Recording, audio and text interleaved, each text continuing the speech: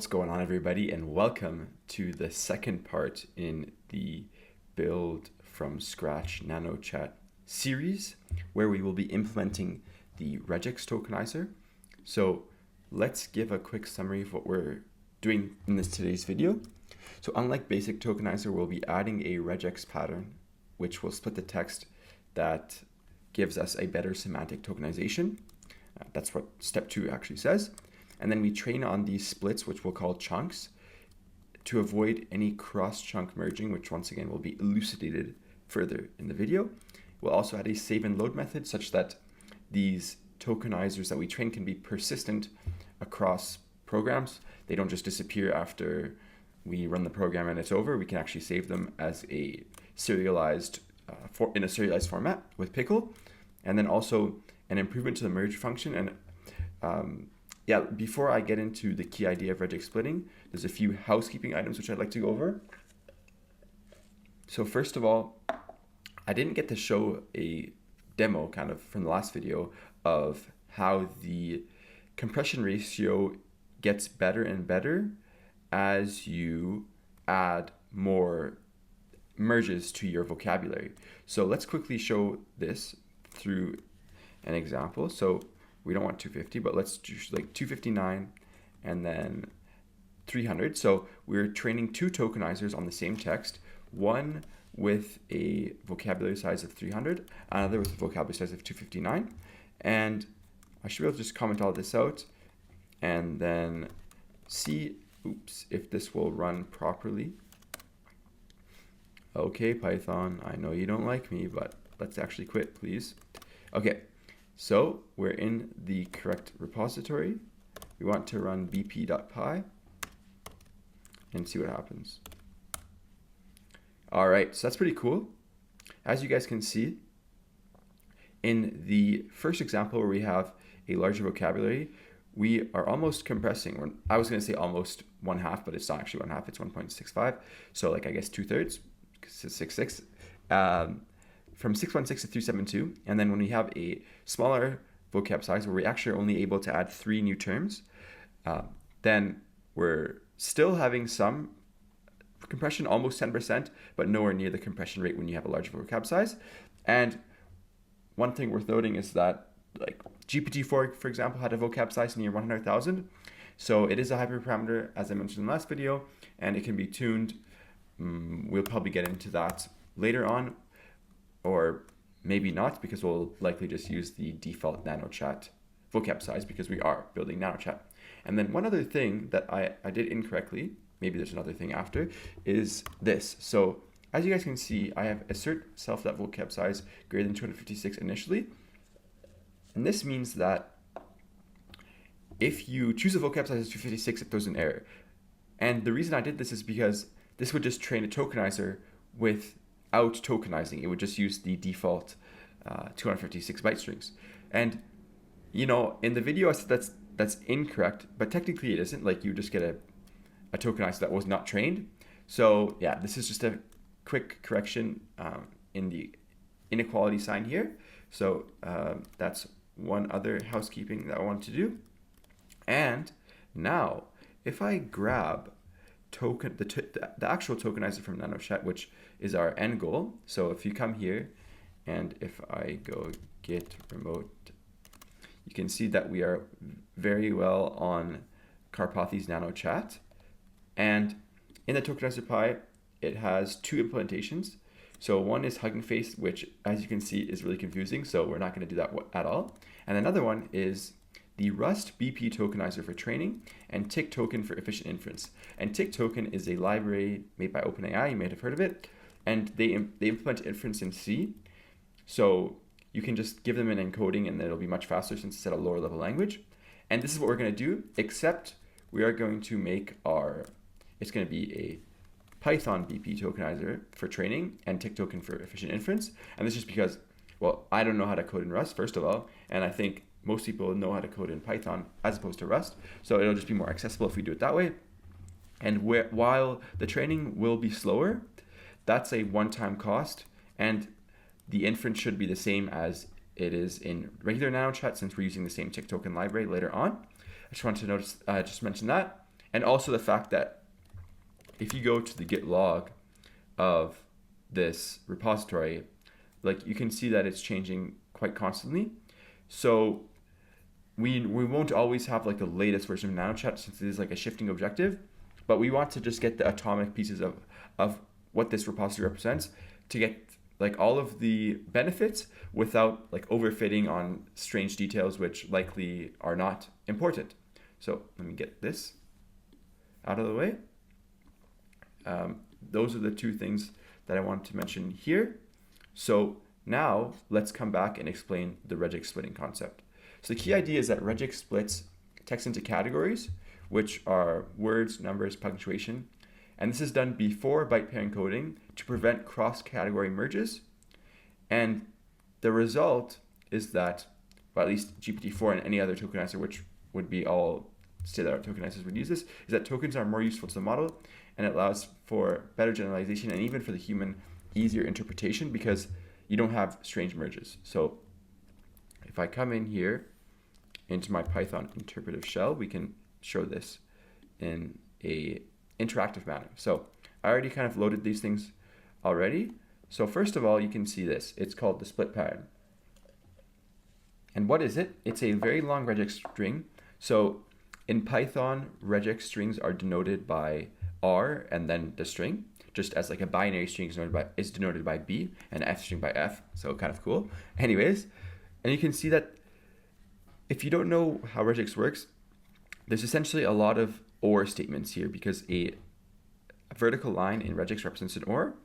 So each of these is trying to match to a specific part of the text. So like these would be the verb endings like will, should've, RE. I don't know actually what that would match to. And yeah, this is matching to SDMT. I'm also not too much of an expert. I know like this is matching to numbers because you can see like N I think represents numbers and L letters. And all this is trying to doing is prevent, once again, cross-category merges. And let's stop talking about this abstractly and actually see what the split pattern does, because that'll be much more helpful. And I'm going to tell you right now, there's no use in memorizing what this represents. It's not useful. So first of all, we need to import regex as RE. So RE is a standard library in Python, but regex is a regex library with more bells and whistles. And then we need to compile it. So I have no idea we have to compile it, but it probably puts this string in like a machine code representation so that the regex find all, which is our next function, is more efficient. So what we're doing here is re.findAll, which will find all, or essentially apply this pattern to the entire text. So of course we have to supply the pattern as an argument and the text as a second argument. And if I press enter here, you can see that we have some interesting splitting going on. So first of all, you can see all punctuation is split, which is important. So the exclamation mark, the period, I saw period here. And like the words, they're not split, of course, because if you split a word in half and then you're no longer able to merge within that word, then that kind of defeats the purpose. Of course, we're not trying to harm ourselves, we're trying to help ourselves. Another interesting thing here is that it does split like dash like, so any kind of compound words might be split like that to give the base meaning. So like 1,000 page as well. And so we have this is really cool. You can see like a triple punctuation here that's been tokenized. And just, I'm going to use in particular here the example of the punctuation to explain this concept. So if you have cat dot or cat exclamation and cat question mark in one text and you're training a tokenizer on this, then you may get a merge on T dot and T exclamation and T question mark, because if there's another word ending in T like that, then this is going to be the same two letters that will get merged. And what will happen is that you'll kind of have like 3 cats in your tokenizer if cat appears sufficient times. And well, if we're trying to achieve compression and like a good semantic representation so that it will generalize when it is trained through a transformer, then if you have like 3 representations of the same word, then we can already understand that that's redundant and not good. But if, as you have in this splitting here, like cat like this. This is kind of a stupid tokenization that I'm doing manually, but then you'll have like cat, cat, cat, and then these three will be tokenized separately. So one thing that you know is like instantly you probably get a merge for the punctuation, or I guess there's no space, so it will just like remain the atomic token of a period because it has nothing else to merge with, right? If you're alone, then there's no pair. You need a pair to merge. Anyways, but what is good is that the cat will merge just within itself, and then you have like one holistic representation of cat instead of many. So there you go for why this is a good thing to have in general. And now we can jump into the code. So let's get rid of the terminal and see what exactly do we have to change in our training loop. So first of all, we need to initialize the pattern, and this will be in our init method for now. So we take our pattern as a input in our init, and then we'll do the same strange recompile thing here over the pattern. I think I had it copy pasted here in my clipboard. There you go. I just need to remove this. There you go. So now we should have our, we also need to import reject as RE. So now we should have this working fine and dandy, at least for the pattern itself. So I'm going to import regex as RE, and then so that I don't forget to do this later on, I'll also import pickle, and that's going to be for the save loading. Okay, so where were we? So this is the only change that we need to do to the init method. But now the training loop is going to be modified. So let's make some space here.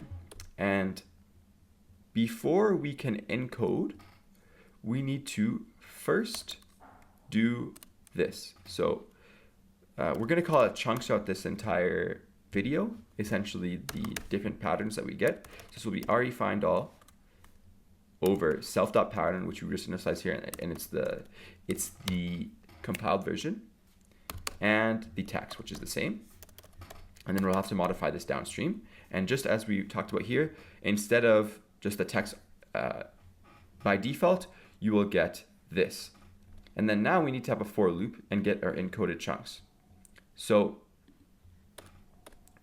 let's go ahead and say encoded underscore chunks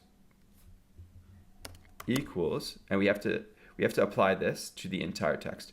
So first of all, we had this in two lines here, but let's put this in one representation because we now know like why we need to make that a list, because we want to convert those byte strings into integer IDs.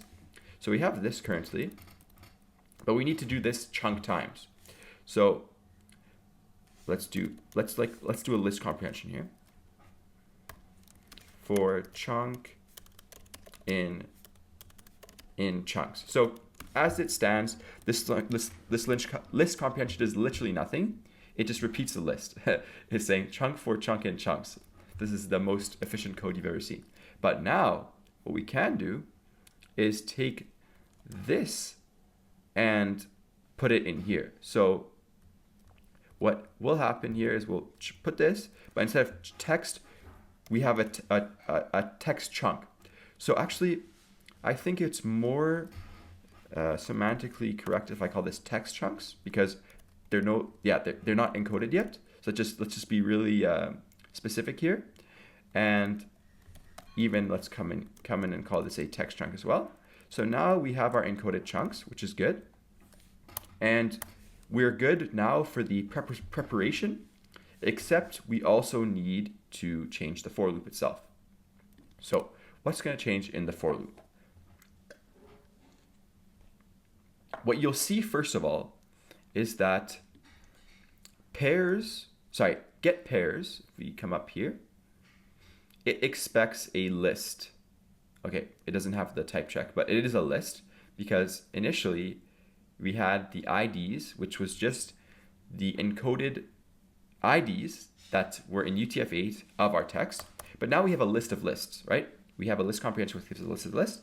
So this needs to be a list comprehension as well, or just like a for loop in essence, but we'll just do it with a list comprehension, so it'll be more elegant. So pairs would be now equal to, let's just do a for loop so it's easier, because I might actually confuse myself here. So for encoded underscore chunk in encoded chunks, come on, give me that type hint. We will have pairs equals get pairs of the encoded chunk. And now we would have to find the max pair of, or over the pairs. Sorry, now I remember. I'm confusing you guys. Now I remember what we need to do. So what does pairs return? It returns a counts dictionary. But the thing is, every time we run this function, we would make a new counts dictionary. And that's fine since we only had one list to count over. But now you can see that if we just did this and then continued on, we would actually only get the pairs list, the pairs count from the last chunk, right? Because every single time it's overwriting the counts and then returning that new count. So we need to now make a counts dictionary that will persist outside of this for loop, and then say, we don't even want this to be equal to anything. We just want to call this function for the number of chunks that there are. But now we will feed this as a parameter to the function, and also here. And we will no longer need to initialize a counts dictionary within the for loop, within the function. And actually, we've simplified the function by removing one line, so not bad at all. And now this counts, I'm still going to go with pairs. We don't need to change the name of it. Then we also need to change it to pairs here, sorry. Then this pairs dictionary is the correct one here. So that's great. We have now found the pair over the chunks which has the highest frequency. And let me see, I want to do a test right now, or maybe we'll do a test later. What I want to see is, okay, if we do this without chunking and with chunking, what will be the difference in the pairs? So let's just let's write this as a to-do. We can just make it at the end or in the next video. Compare chunking with and without, compare merging with and without chunking. All right, there's many spelling errors there, but we'll just put that aside so I don't forget. And this is good up to now, but we also need to change the merge function. And why do we need to change the merge function? Because once again, the merge function just expects one list of IDs, not a list of IDs. So this will also go through a for loop. And I think we can, in this case, do it with a list comprehension, since I do more or less remember how this works. So what do we have? We have pairs. So we have the pair and we have the encoded chunks. Okay, so we're going to say, first, iterate over encoded chunks for encoded chunk in encoded chunks. And then this will be our IDs. And then the pair stays the same and the index stays the same. So this should be fine, except we want to call this encoded chunks since we want to keep this. So now instead of being just a list of IDs, it is a list of IDs, which we're calling encoded chunks. And then now the self.merges update and the self.dictionary update, self.vocab update shouldn't be modified. I don't think so. We will modify this so that we don't have any errors later on if you want to check the compression ratio, because that will be an interesting observation. And then also change this to the same thing. Okay, so let's look back at our to-do list. So we added the regex pattern splitting. That was just done in the init method and also in the train. And then we train on the chunk separately instead of doing it all at once. And I will definitely show an example, right? Because I demonstrate everything through small examples is a part of our philosophy here and our principles. But let's first implement the save and load functions, and then we'll also see an improvement to the merge function. So we're using Pickle here, and if you haven't heard of Pickle, it's a serialization library in Python. And what does serialize mean? It just means store in a binary format. So like, of course, this text is just stored in plain text, but if you serialized it, you would get like, all right, I should have put zeros and ones. So this would be just stored maybe like hexadecimal or something. So this just gives a better way to store it, I believe, in machine or just like in memory, kind of how compression works, how it's not really human readable. But let me stop talking before I say something incorrectly. And we're going to define a save and a load. So the save will take, what will it take? Actually forget. So let's just, I know it takes self and then it takes one more parameter, but once I start writing this function, I'll remember what we're supposed to do. Oh yes, it takes a path because we need a file path to save to. So first we're going to open up this file path. So with open path, no quotations, as this. So what does WB mean? This is confusing. It means write in binary. So like I said, it's a serialized binary format. So we need to write in binary as opposed to just W, which means write, I guess, in like plain text. So what we're going to do here is do a pickle, right? Because we imported pickle.dump. So what does pickle.dump take? It takes an object, which should be our file. And, oh, sorry, it's the other way around. It takes our file and then the object. So object is going to be a dictionary, and then the file is going to be F. And what's going to be in this dictionary? So what do you need to save in a tokenizer? First of all, we need to save merges as self.merges. And this is why we import, this is why we have self, this is why it's a method and not just like a helper function. Then we also have vocabulary. And I'll show you guys how we actually import this and save and load in practice so that it's not just abstract. Self.vocabulary. And then finally, our pattern, since we are making a RegexTokenizer. So pattern equals self.pattern. And I'm going to do something strange here, and we're going to see if it works or not. And why do I have pattern twice? It's because up here, we already compile it. And we just want to store the raw pattern. So if we do pattern.pattern, this should, in theory, undo the compilation so that it's stored in the correct format. And we'll see if this is actually valid or not once we try to load it. Because I remember that I had no pattern here before and it still worked. And I'm not sure if that's just Pickle being nice, or like the RE compile thing being nice to me, or if I am actually making an error here. So we'll find out soon. All right, so we have our load function, and we're also going to need to do a with open here. So I keep on doing the quotation marks for no reason. Path, and then read binary. So this is cool. And then let's put our pickle. I think it's pickle.load. Yes, it is. And pickle.load just takes a file. And I think that's all we need. So first of all, you'll notice, or maybe it doesn't take a file. I just didn't put the as. The first thing you'll notice is I have this like class method thing and also CLS instead of self. So what does this actually mean?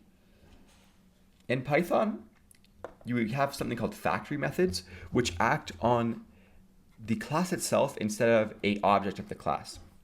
And the entire motivation for this is not really straightforward. Like you could do this, I believe, with just a normal method in Python, but because we want to just load a tokenizer,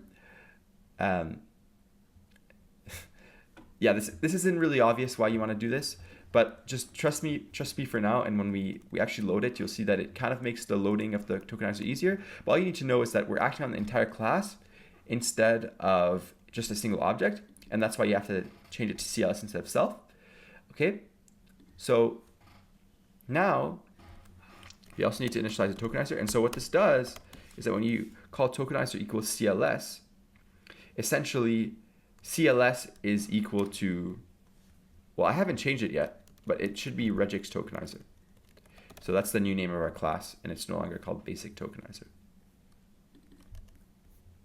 So that's what CLS does. And then once we have this, we will then proceed to load these merges just as they were before. So this function will, let me just actually copy paste this so we can take this from the other example, and just give me 1 second here.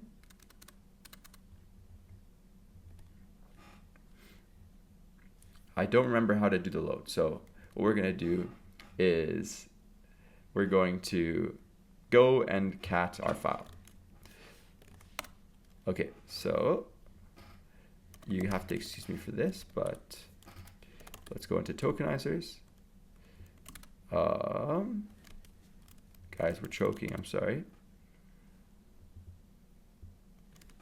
So cd into Python, or actually cat Python tokenizer, and then regex1.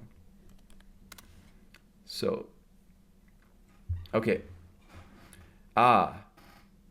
We need to call this actually a name, so that's where I messed up, and then the rest is trivial. So tokenizer dot merges equals data merges, and let's just put this. And the reason why it's merges is because we call it merges here. If I call this something else, then I would have to change this name respectively. So this can be like an arbitrary thing, but we of course want to give it a name that makes sense. And then we're accessing and initializing the class elements here. And the last thing is the pattern.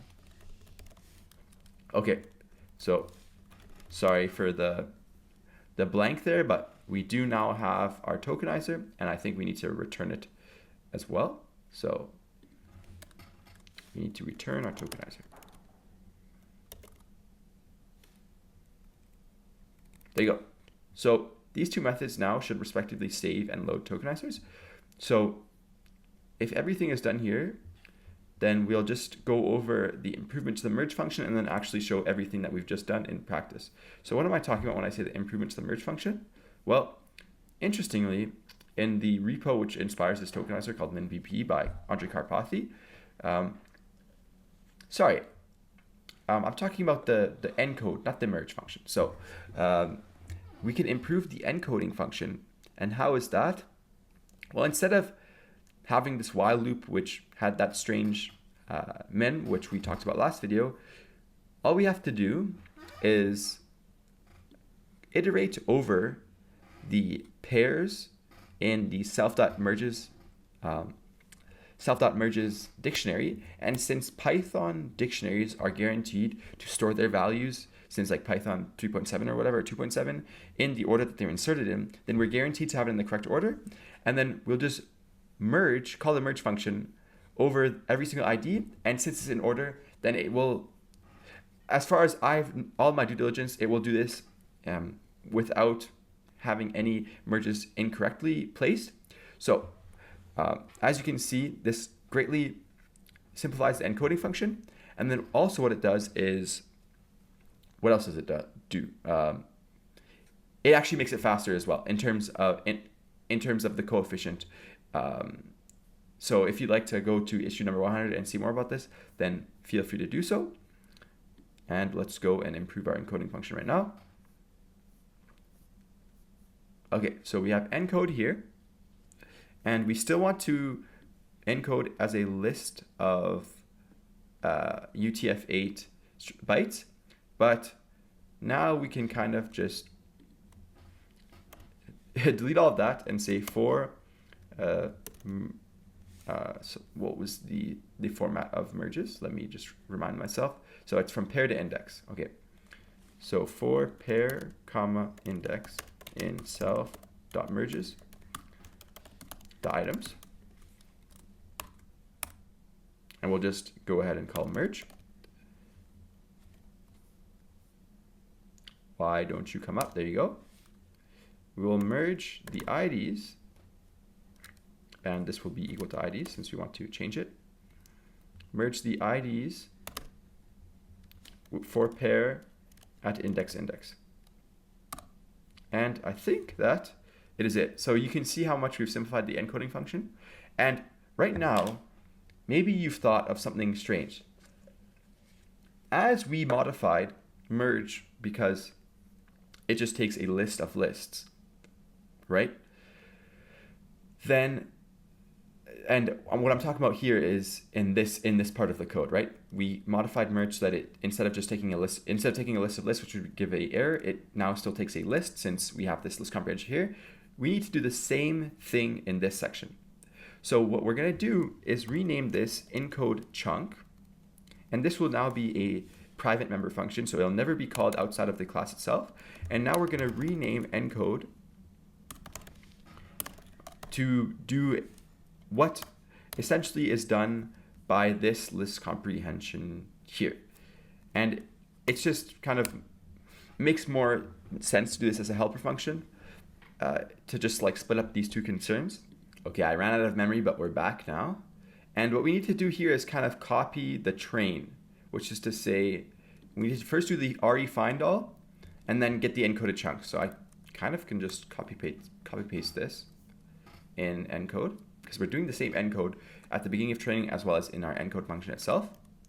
Okay, so now we have our encoded chunks, and we can just say for encoded underscore chunk in encoded chunks, we just can call our self dot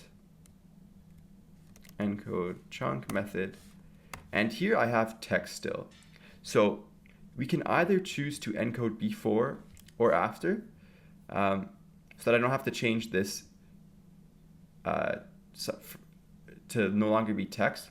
Then what I'm actually going to do is put this out of here, and we're actually going to call this text chunks here, and then I'm going to do all of that in this method. So what are we doing? We take our text chunks and then we encode each one, and then we will merge across each of those pairs. So, or sorry, in this function we are just calling this once on each encoded chunk, so we don't need to do any for loops apart from the actual merge itself.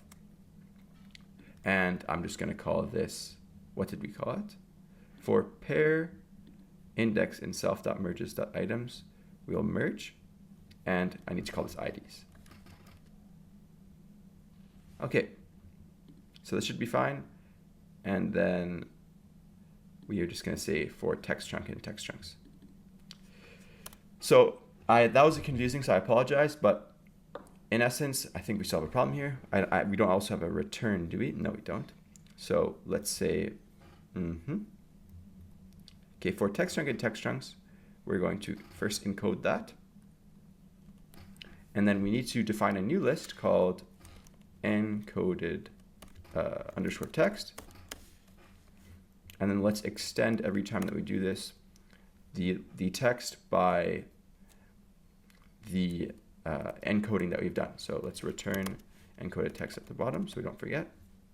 And we'll do a encoded text dot extend of the encoded chunk, which is returned by this function. Sorry guys. Okay. Boom. So now we should be fine. Return our encoded text. How so? First, we split the regular expression. We define a encoded text list. And then for each text chunk in this text chunk that was generated by the same process that we saw up here. I don't know why I've made a new terminal, so let's delete it. So for each one of these, we're gonna go ahead and encode that with the merge process that's in this section. So we take our text and we get our IDs, and then we take the simplification here, which was in this handy issues post, and then we return our IDs. So now if I come back to what we're supposed to do, I think we have everything done and handled correctly. So to close off the video, let's now do a few demos. And I realized that in making the regex tokenizer, I overrode, or we just got rid of the basic tokenizer. So I just loaded the basic tokenizer back from a previous commit. And let's first of all look at how the merges change over time. So I want to just look at the first merges, the first count over time in the first iteration, and see what exactly does it look like in this one versus in our regex tokenizer. So first of all, I will go just print pairs, because this gives us a count, and then return. So this should only do one loop, one loop and then exit out. And then let's come back here into our regex tokenizer and put the same command. Where are we? In train. All right, print pairs and then return. And in this instance, I need to change all of the instances of of basic to regex. Okay, it can't be renamed, that's fun. Regex tokenizer, and boom. So these should now run. Let's first look at basic.py. So we'll do uv run basic.py, and I want to print the sorted ones actually. So I believe that this was the correct command. Let's go here, boom, uncomment it, and then do the same thing for our regex tokenizer. Where are we? Paste, uncomment, and now we would have been able to do it if I had copied the right one. So I think this is the one where I actually didn't know what I was doing, and this is the one where I did know what I was doing. So I apologize for that.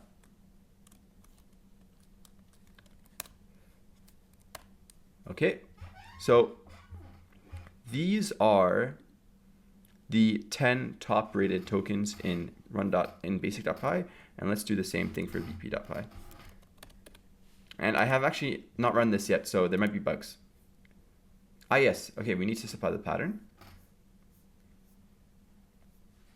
because we are doing regex tokenization. So if I come and say split pattern, I think this will be fine, even though we have that equality there. I don't know, actually, it may not be fine. Yeah, it does not expect split pattern, it expects pattern. So get rid of that. Okay, works. That's cool. So what we see here, can we get them both in screen? Nice. What we see here is that in our basic tokenizer, we have the most common merge being 10132, which if you remember was E space. But the way this tokenizing works is that any space is like it's at the start of the word. I forget prepend, append. I think it's appended. So there's no word that is word space. Whenever there's a space, it's at the beginning of the word. So therefore, this merge is no longer possible, and therefore we get the second merge, which is possible, which was AR, if I'm not mistaken. It might have been something else. But anyways, this is like an interword merge or something that is allowed. And all I want to show you here is that we do get different merges because we're not allowed to merge across certain boundaries as we are with basic tokenizer. And this should be the case then, that the merges are like monotonically lower, which is because we're like essentially blocking some merges by splitting with the regex tokenizer. So everything that you see here should just either be the same or lower. So let's look for the next change as well. So 12, 226, 518 is fine. 105, 110 is fine. Maybe that was the only change actually. 115. Okay, so 115, 32 is also not fine because once again, 32 is a space. So instead of having these words after the space, you can see now that we have them before the space. So 3297 is space followed by a word. 32116. So that's cool. In fact, yeah, 3297 was rated lower here, but it's rated higher here because we don't have certain merge pairs. So that's the first demo that I want to show. And then now I would like to look at the compression quality itself. So let's comment out this return so that we actually can run an entire iteration on both of these. And I think since we showed the compression demo at the beginning and haven't really changed anything, that it should still just run it fine. So let me just first clear the terminal and do one of these. Let's first run basic so we have the same numbers. Okay, what are we getting? Ah, I see. Something down here, which is not fun. I'm in basic, sorry. Okay, I don't know what these errors are, but hopefully we can just obfuscate them like that. And also, I don't know how this is running without getting the text. Oh no, we're just dividing the tokenizer. Okay, and I did not have any trainings happening. So we want the training to be true. Sorry, any verbose stuff. Come on. What? Okay. I think that I need to come back here. Actually, why isn't this working? I have this at the true. Is verbose still there?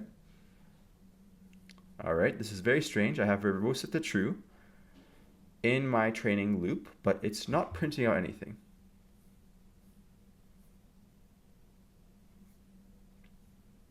Why is that? Ah, I didn't freaking print out the return, Jesus Christ. Okay, so this is what we have here. And then we just want to show 300. So let's go like that. I think this will work.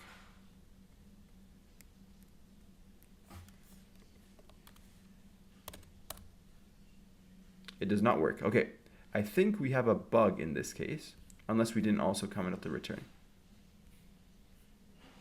Okay, so we did come out of the return, but we have 102. And what does 102 mean? It means that for some reason, the final length of the text was only, the final length of the initial text, length of the text were both 102. And that is not normal. OMG guys, so it's been 20 minutes. I actually have not done any looking at the code except for this 1 minute. I just took a quick break and had some tea. But I realize now that there's actually no problem with the code. And how I did this is that I just added this print self.merges here into our RegexTokenizer. And I printed the merges after the, I guess that would be like 44 iterations, I don't know. And they actually get the proper merges. And it's because when we have these encoded chunks, it's a list of lists. So we need to not only calculate the length of, well, we actually don't want to calculate the length of the chunk list, but rather the chunks within the chunks. So let's just do something here. So length, how are we going to do this? So yes, we'll just say for chunk in encoded underscore chunks. And then, so what I have here is that I've done a, sorry guys, and I want to do this before I actually, yeah, I could, okay, I'm confusing myself. We just need to put it here. What I wanted to do is put it afterwards and then sum up the chunks and then sum up, and then add up that sum of each chunk, but we don't need to do that. We can just take the initial length of the text. So let me undo everything I did because that was unnecessary. Boom, boom, boom, boom, boom, boom, boom, boom, boom.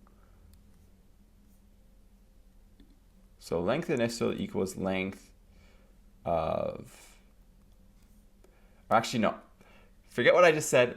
We're not doing the length of the text itself, but the length of the number of tokens. So we actually do want this. So for encoded underscore chunk in encoded underscore chunks, make this a list and then sum it. So now what we have is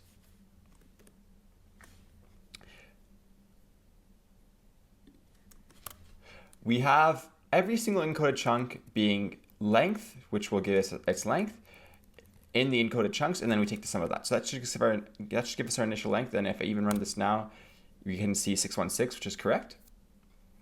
And then, of course, we don't actually have this compression ratio because we need to do the same thing at the end. So I think I just copy paste this with minimal modifications. Where's length final? Boom. All right. We don't want to do that. We want to do this and then remove this.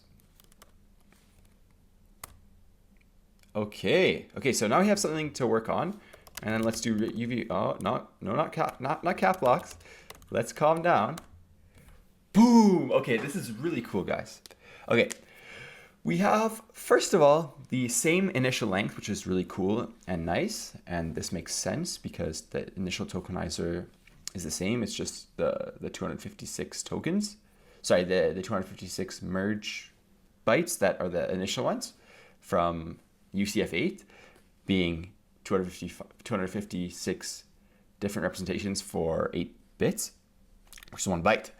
And then afterwards, we could see that the initial tokenizer, which was supposed to be worse, right? Because it doesn't have this ability to prevent category merging, it actually has a higher compression ratio, which is this one, right? Because that's a basic tokenizer. You can see that there's less tokens, which means that it compresses more. So this means that we have a slightly worse compression ratio, but as opposed to that, as opposed to this decrease, we have what I will claim a more important increase in the token quality. So now we'll have more clearer subwords and better generalization because the tokens will be aligned with the words and like not crossing boundaries where we had the punctuation, for example. And this is kind of saying that we're accepting the slightly worse compression as a trade-off for this better semantic merging. And if I want to show you guys what this looks like, then let's also print the vocabulary at the end. I haven't tried this myself, so this may or not be like legible for us, but let's try it anyways. So print this and then print this. Okay. So that was which one? Let's just go full screen on this. That was the base. That was our complex one, and this is our new one. And sorry, guys, I'm gonna have to do another change. I'm only going to print the last 256 elements. All right, sorry, anything that's after 256. I don't know if this will work because I don't know if the items is iterable. Let's see. Okay, it's not subscriptable, so I need to actually change this to a list. Through a list compression for KV in this, it's just going to be a list of tuples. Now this should work.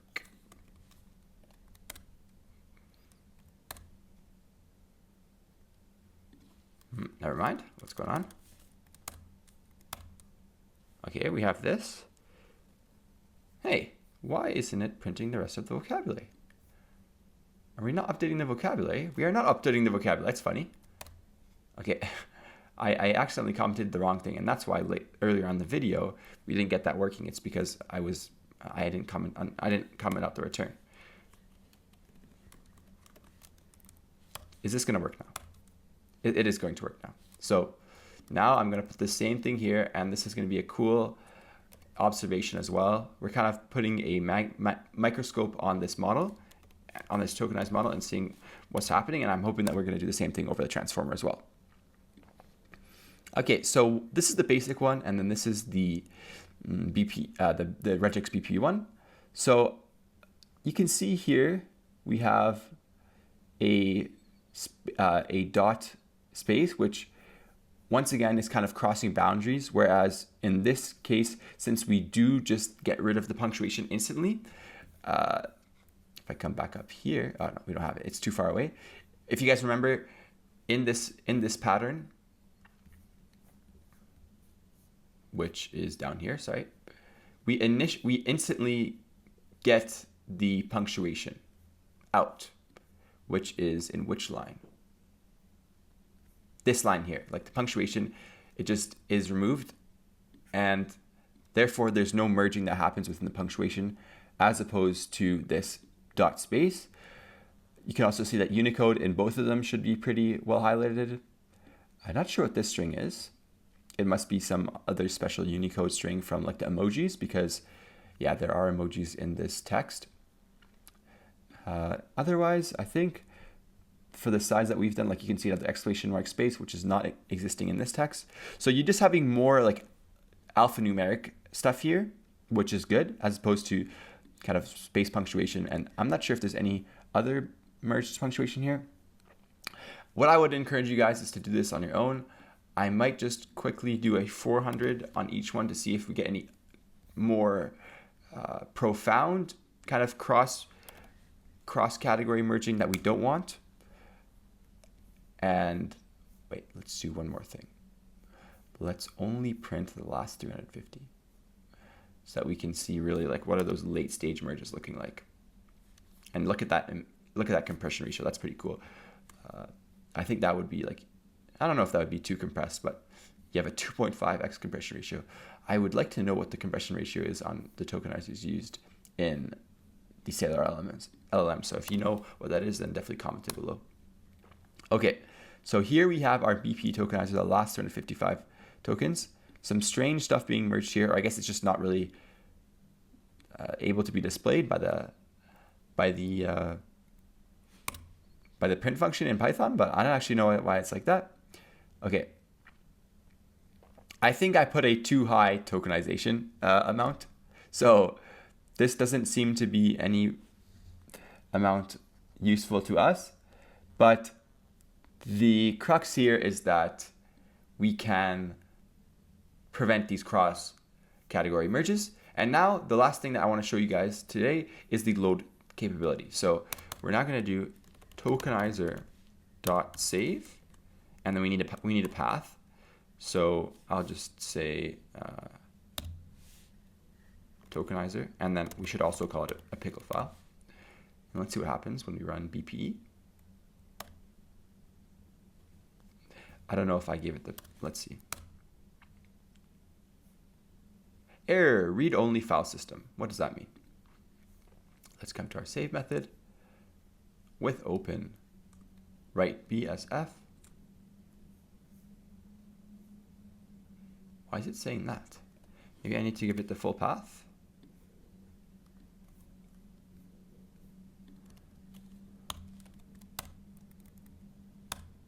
Okay, I need to give it the full path.